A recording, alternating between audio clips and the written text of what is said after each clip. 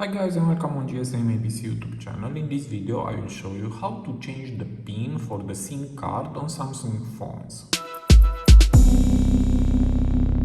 So to do that, just go to settings and here go down and tap on security and privacy. Now go down and tap on other security settings. Here we have set up SIM card lock, tap on this.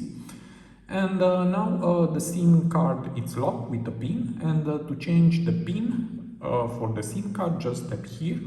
Now you need to enter the old pin. Mine is 1234 and OK.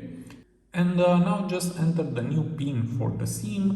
Let's say for example 4321 and tap OK.